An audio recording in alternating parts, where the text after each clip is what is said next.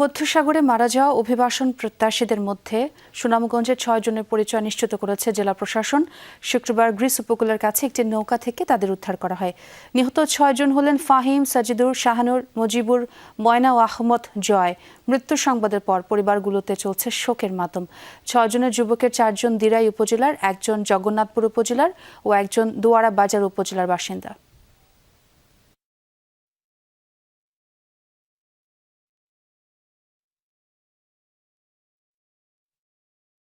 সোজা চলে গিয়ে আমরা কোনো কুলকিনারা পাইনি। 6 দিন ছইলাইতে আমরা শুধু রাউন্ড দিছি। রাউন্ড সাগর তো বিশাল বড়, আমরা কোনো কিছু পাই নাই, কোনো হেল্প পাই নাই। আমরা বাঙালি ছিলাম 38 জন। আজিজ দালাল বাড়ি সিলেট, এর ছিল 8 জন। 8 জনের মধ্যে 3 জন বাচ্চা আছে, 5 জন মারা গেছে। আর জসিম দালালের ছিল 30 জন। 30 জনের মধ্যে কয়জন বাচ্চা আছে সঠিক জানি না, মানে আমরা মোট বাংলা 21 জন বাচ্চা আছি।